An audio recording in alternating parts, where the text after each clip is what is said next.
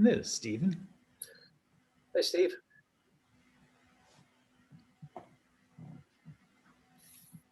How are you? Good, Good to good. see you. The Nestlers? They are here. They're here. Okay, so let's get them in and we'll.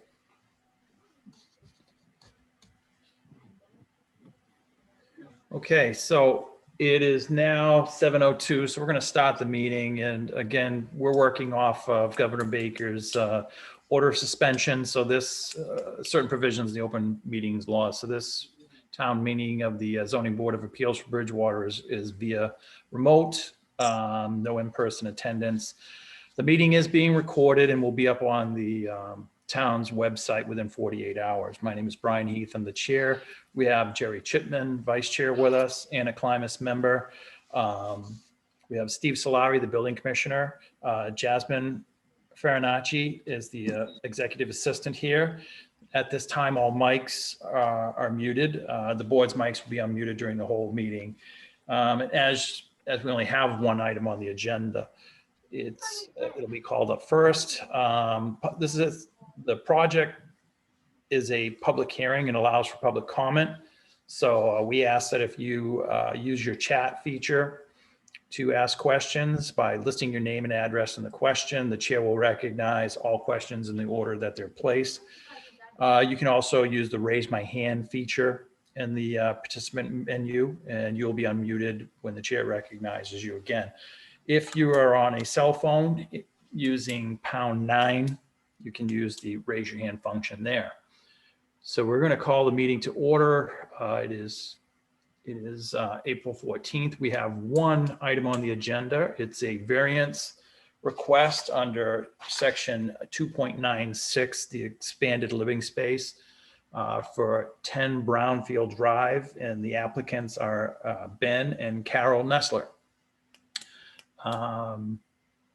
The Nestlers are here. They're currently muted, so if you want to unmute them.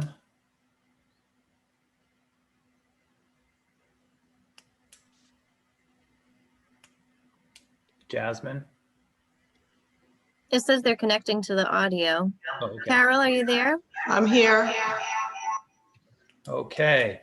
Okay, Carol. We've been through this before, and as you heard, there was a mix-up with the Zoom meeting, so we didn't have the public participation, which would have caused some issues. So we just have to kind of vote on this again, rehear it a little bit. So right now, the petition again before us is a request for a variance under section 2.96. The applicants, Ben and Carol Nesser, are looking for a 400 square foot variance in relation to a in-law apartment that they wish to place in a space that is currently above their garage. The total space is about 1,000 square feet. And as at the last meeting, we discussed a little bit about what is going to be done. There's a 1-bedroom apartment going to be put up there, and there'll be a second form of egress added out the back. So there'll be no difference to the building from the road. Have I kind of got it all down, Carol? Yep, that's it in a nutshell. Okay. We're going to open up the meeting now to any public comment or questions. Jasmine, do we have anybody out there? No, I'm not seeing any raised hands. I have nothing in my chat. Okay, well, we'll give people a little bit, and then we're going to have to close the public comment section.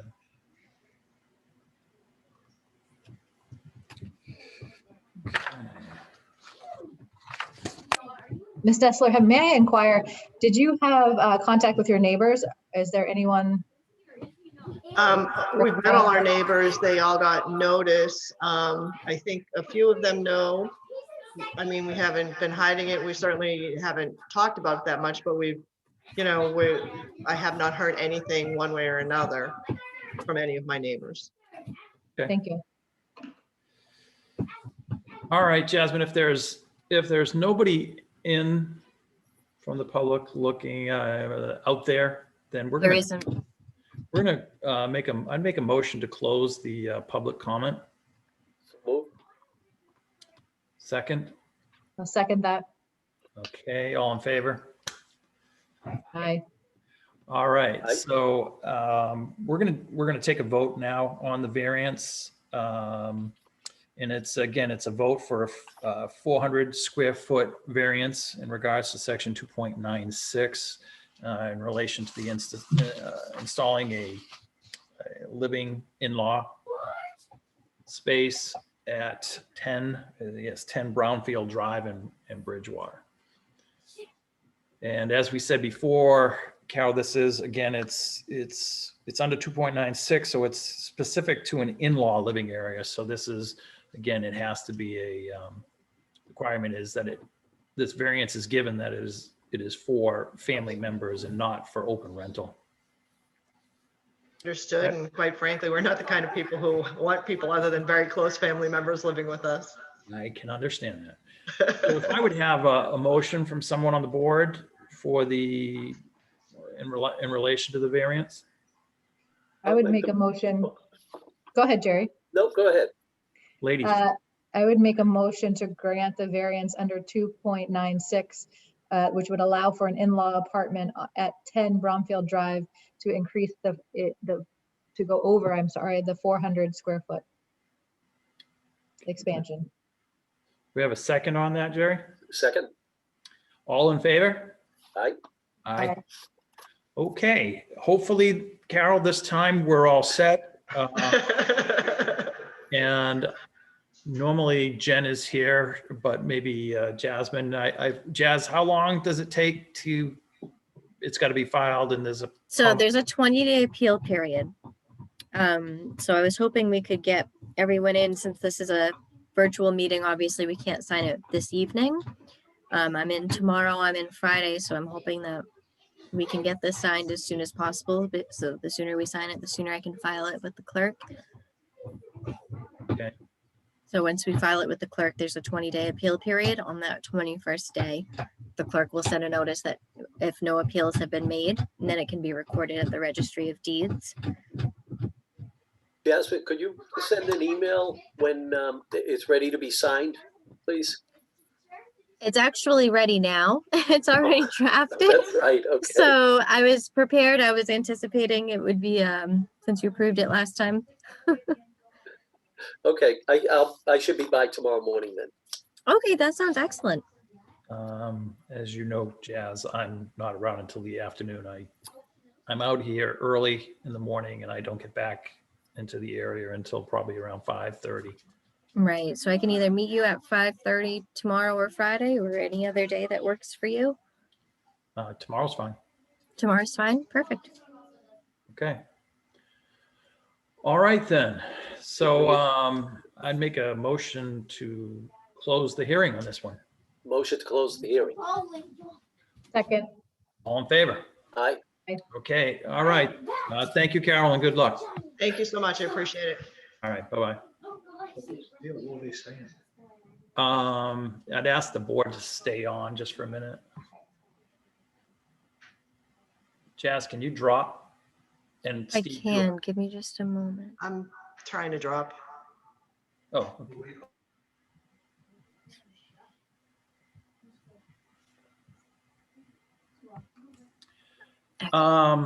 Steve.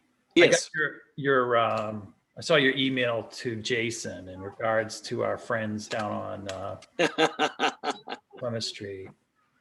Every time I think about this, after even, the call from Ed regarding this, then seeing what they've done to the plans again, and, just thinking about the purpose of Section 40B and these guys, as you said, they're making a rooming house. And, I didn't see how this really fits the 40B mix. And This has what are been, our options? yeah, well, this has been tough because like I said, I've put this out for about almost 3 months ago. I brought it first to Jen's attention because, I was there for the original hearing and they showed the 1-bedroom units, the 2-bedroom units, the 3-bedroom units, no problem. Then they came in for a modification, and I don't think I even went to the modification because the modification had to do with the exterior building, some other options. And even when I talked to Ed Marchand told me that for them to go from the 3-2-1 bedroom layout to that layout, that would have been a major modification, which would have been required a whole new hearing. And I agreed. But I got to be honest with you, I'm not too happy the way I'm getting return messages from the town attorney, because this to me makes absolutely no sense whatsoever. Now, I know Jen has reached out to the CDHC, and she's in talks right now with them, because the way that I'm viewing this is that so I've done 40Bs in other towns within apartments, and when you have an apartment and say it has 58 units, besides having the 25% units, you're Right. allowed all the units go toward your Exactly. count. Well, how are we getting units toward our count if this place is individually renting out beds at $1,100 a piece and not renting out units of family? And that's I don't understand how this is this way. And I guess I'm a little bit beside myself because, again, I 3 or 4 months ago, I reached out to him and said, what's going on here? And it's hopefully Jen gets something back from the state, because we really need help. And I hated to go to Ed Marchand, but I knew he was the one who was kind of our representation Yeah. when we went. So I went to him and I just said, Ed, we're inspectional services. The problem I'm having is that it doesn't really encompass my department, but it's going to encompass all of us as a town together if this becomes a problem. And we're all going to get mixed into this as how in the hell did the town of Bridgewater allow this to happen? No, I agree. And when Ed called me, and they did come before us, but they made no mention of the changes in relation to the layout. The only thing that they came before us, if Jerry or Ann, if I'm misremembering something, let me know, was there was something to do with the sewer hook in. Yeah. And some of the drainage, and they wanted some adjustments there, and we determined, yeah, that's insignificant, and Yep. moved on. And then but they had submitted everything, this big. Yep. And you couldn't, from the drawings, you had to like blow them up huge to try and see what they did. And even when I was looking at it and talking to Ed, again, until I really blew it up about 400%, you couldn't see what they did. And then they moved out the sinks out of the bathroom into the bedrooms. And And I'm in the same boat, because the plan came to me, and usually when a blueprint comes for a building that size, I'm looking at the structure, I'm looking at the ADA, the requirements. I'm not really looking at individual room layouts, because we already had the meeting and I saw the three rooms up on the screen, and 3-bedroom, 2-bedroom, 1-bedroom. And so lately, until my electrical inspector starts saying, hey, Steve, they're wiring these things with a 6-foot wall, and they're taking a 2-bedroom, and they're renting it as a four beds. And then I went down there and I brought it up to the attention of the contractor and the owner's rep that the town of Bridgewater only allows 3 unrelated people per unit. How are you renting 4? And even on top of that, how are you renting 6? right. So I get the attitude, oh, don't worry about it, no problem, we understand. So that's when I decided that no occupancy permit is going to be even given to that building until we get some sort of a definitive answer, either from the state or from somebody explaining how they can do this, because I'm in total shock, because the whole idea of having a 40B is affordability for a family. It's Yes. the affordability, not the affordability to put 4 single people in a 2-bedroom apartment. That is not how 40B is based. And then charge $1,100 per bed. And on top of that, we have somebody who called about one of the affordable units, and they said, no, we're still doing it by bed. We're not doing it by unit. Yeah, so that's when I said, that's it. I got to send a letter out. I'm done. I said, and that's why I kind of this time sent it to everybody. Yeah. I just sent it to every department saying, there's something got to be going on here. This is ridiculous, All right. I haven't seen anything on this. I wasn't aware of this. Is this recent? It's been going on for like 3 or 4 months, the way it's being built. It's being built as a dorm. It's being built exactly like a dorm. No, that Not can't as happen. apartments. That absolutely can't happen. And I've heard through the grapevine that don't be surprised if the college ends up maybe doing something when they find out what happens. I've heard that through the grapevine, that the college is not happy about how it's turned out, because they're in a butter. They went to the meeting, they saw what was being built, no big deal. Now it's a different product, Yeah, again, what we approved is not what they're building. And they slid it in and didn't make any mention of it. Now, yes, they can claim, well, that was in the plans. Hold on. We had a meeting. We asked you what you were here for. You explained what you're here for. You made no mention whatsoever of your change in the building layout and design. Well, we could just go to the video and the minutes to prove that. I mean, what they place on a plan, and it doesn't matter. It's what was approved in the hearings. And I mean, is there any way that that our board can, I mean, obviously we probably need to hear from Jason or Ed, but is there any way that our board can step up and say, wait a minute, stop right here? Well, I think, like I said, right now, Jen is in talks. She has contacted the state on this. Okay. So basically, we're probably going to wait to hear back from her on, what comes out of this meeting. Because like you said, I'm with you. When we first voted on this, we got a binder showing what the 3 units were, what the building was going to be built. And the problem is that this building has changed owners. So the original person who proposed it to build it had sold it to somebody else. So it's become kind of a tough scenario. And I just don't understand, because some of the answers that I got back from council were that very hard to understand of exactly what where we're at with this project. So Yeah. All right. But I also believe we approved a very specific thing. I mean, That's what I thought. Everyone has said, we looked at the layout and we went over 1 bedroom, 2 bedroom, 3 bedroom, like we discussed all of that. So Yeah. this is not the scope of our approval. So even if they submitted it in with the designs, we didn't re-vote on those designs. Right. Yeah. We only re-voted on the one issue, so. Right. Did they sell prior to breaking ground, Steve? Yeah. Oh, yeah. The building, the owner of the building now was done before they broke ground. Yeah, and selling it is fine. From a 40B perspective, you can sell the Oh, yeah. product Sure. Right. Yeah. certified. Right. That's not a problem, But you're going to build you're what was still under approved the for. regard, how it was filed. Yeah. You're restricted to that, what was approved. And The reason I asked that is that we've never met the new owner, and apparently we have an issue with it not being constructed according to the approvals. And I'm wondering if we can use that as a vehicle to pull them back in before the board.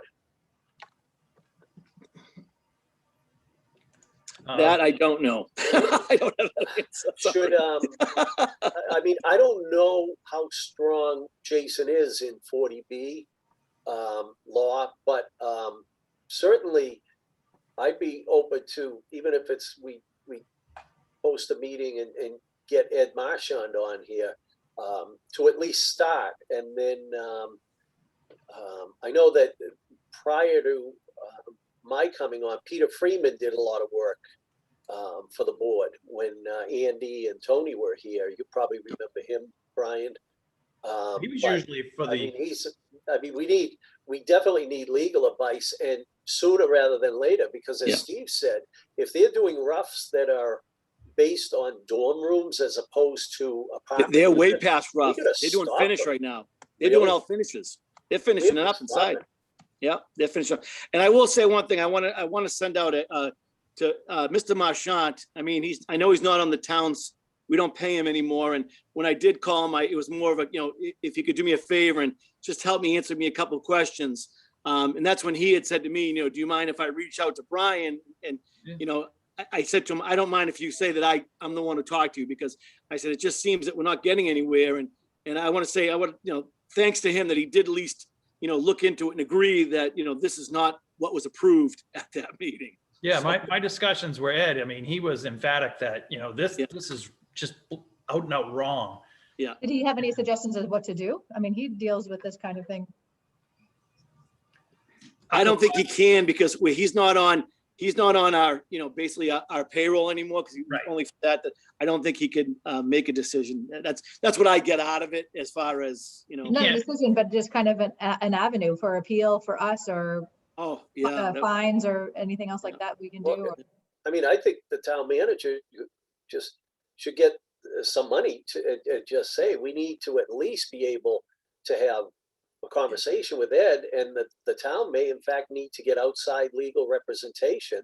So I mean, it has to start with the town manager, but we really need to stop the construction in its tracks, Yeah. is what I'm thinking. And I'm looking, I mean, I'm saying that tomorrow, the town manager should be on the phone with Ed Marchand asking for an attorney that he can recommend that's well-versed in this and can lead Right. us to getting these people in front of us immediately and shutting the gates there. Well, my recommendation is that, like I said, Jen is supposedly in touch with the CHC, who's in charge of 40Bs to get tell the situation is. So I would kind of let to see how that plays out first. I was gonna say, Because they might jump in, they might automatically say, whoa, wait, stop. We need to get involved because we're the ones who approved right, this 40B and, we were okay with it and the town's having a problem with it. I mean, I can't see them. I've gotten some feedback, I think a little bit saying, oh, now the town owns it. I disagree with that because 40Bs are made for to help out people, not to, be manipulated in a way Yeah, to. towns don't like 40Bs. That's why the CDC has the ability to override Right. local zoning. Yeah. Do you have any idea, Steve, on timetable that Jen will have some answers? Does she have any idea? I don't. I know that she had called, either sometime in the beginning of the week or last week and got one number, and of course she's ended up being placed to somebody else that was more, involved with this type of situation. So that's the last I talked to her about it, Jerry. So Okay, yeah. that's like I said. The problem we have right now is the interior of that building is all sheetrocked and taped. They're starting to finish up, painting and putting in finish. So, and again, I've had plenty of emails that I've kept with them explaining them that, I was questioning, how it's being done, the work's being done. So, I mean, it's not like I haven't kept up a kind of a log on, the building department talking to them and them saying, oh no, we're meeting all the requirements. So, Okay. All right, well, I'll reach out tomorrow to Jen to find out where she's at with this. Yeah. And I may, Ed told me, Brian, if you have any questions, give me a call. Don't Yeah. worry about, no, Ed's a great guy. Really, he's really a great guy. So, yeah, I just this is just, to me, this is. Have you gone online and seen their advertisements? No. Oh, you would be, if you go on and look up Dwell 85 Dwell 85 and look at the pictures of all the rooms and the beds, headboard to headboard, and the two separate closets and the sinks and, you'd be surprised on how it looks. Yeah. So, That's not what we approved. so, All right. All right, thanks, Steve. no, thank you. I mean, it's again, it's a team effort. And, like I said, it's, you just don't want, because we've even in an earlier meeting that we had with Mr. Pascal, who's doing the meeting down at Broad Street, he even made the same comment. How come that building's allowed to do that? And when, so it's something that needs to be talked about. Yeah. Definitely. Yep. All right. All right, everybody. We already adjourned the meeting, didn't we? Yeah. All right. Okay. Thanks, everyone. We'll Thank see you. later. All right. Thank you. Now let's Thanks, guys. burn up the email chains communicating with each other so we can get something done here for sure. All right. Yeah, thank you, Steve. I really Thank appreciate you. the update. Thank you very much, guys. Bye-bye. Thank you, guys. Thanks, guys.